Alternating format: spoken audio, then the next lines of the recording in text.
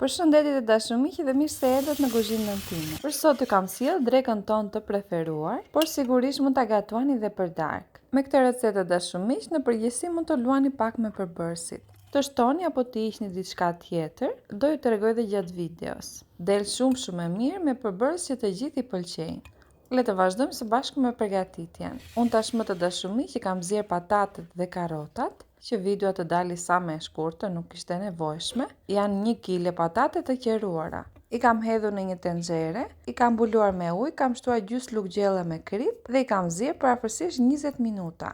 Kjo të dashur miq varet nga mbavësia e patates. Zierjen duhet ta kujdesni dhe vetë, por duhet të jenë të ziera mirë. Ndërkohë do të përgatisim beshamelin. Në një tigan do të shtojmë 70 gram gjalp. Sigurisht mund ta përzieni gjysmë gjalp, gjysmë vaj nëse nuk keni tamam, dhe gjithashtu do të shtojmë 3 lugë gjelle me miell. Meqense disa do e bëjnë me syja me sigurt, duhet mielli të jetë lagur me gjalp dhe mos të mbetet kokla, siç e shikoni në video. Pasi të jetë skuqur mielli, do të shtojmë qumshin, 700 ml qumësh ose 3 gota. Do vazhdojmë duke e përzier vazhdimisht në zjarr mesatar derisa të trashet dhe të fillojë të vlojë. Më pas do e largoni nga zjarri dhe do shtojmë të gjithë përbërësit e tjerë. Pak arë muskat sipas dëshirës kush e pëlqen, piper, krip diku te 1 lugë kafe jo shumë të plot, një brez me sheqer.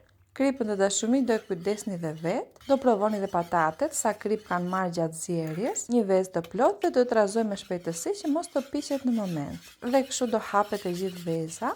Do duket si në video, do lidhet me kremin. Ndërkohë që beshamelin e kemi gati, do të shtojmë patatet e ziera dhe karotat, bizelet, të cilat i kam nga ngrirja, kam shkrirë në ujë, dhe ndërkohë të dashur miq, gjithmonë bizelet kur i marr janë të buta. Nuk është se ka nevojë për shumë zierje, por kjo sigurisht varet se ku do i blini dhe se si janë të paketuara. Ju mund t'i zieni më vete ose edhe bashkë me patatet. E rëndësishme është që duhet të jenë të buta ose të ziera. Këtu të dashur miq, kam pak mish pule e cila më kishte mbetur. Proshut diku te 150 gram e kam prerë në kubik. Mund të shtoni çfarë të doni nga të dyja, gjithashtu dhe nga djathrat. Nëse nuk keni djath kaçkavall apo ku di unë, pak djath të bardhë dhe jemi në rregull. Dhe mos të shtoni fare nëse e doni më të lehtë, prap beshameli e bën një shije të jashtëzakonshme. Ndaj u thash që në përgjithësi me këto përbërësit e fundit mund të luani dhe vetë rolin tuaj si të dëshironi, sipas shijeve të secilit. Do marrim një tepsi, poshtë do e lyejmë me vaj ulliri dhe do e spërkasim me bukë të thekur ose galet. Nëse nuk keni, mund ta spërkasni me pak miell misri të verdhë. Në fakt, buka e thekur krijon një kore dhe jep një ngjyrë shumë të mirë.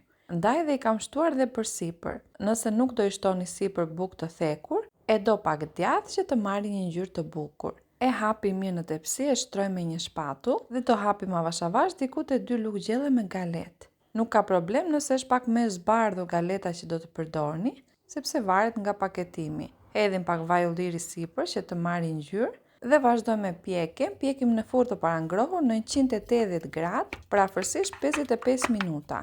Pjekjen të dashur miq do e kujdesni dhe vetë, derisa të marrë ngjyrë të artë sipër. Pas pjekjes, nëse doni të prisni copa të sakta, pra nëse keni mysafir, duhet ta lini që të ftohet. Këtu unë kam prerë pak të nxehtë dhe ndaj del kaq kremoze dhe djathrat janë të shkrirë.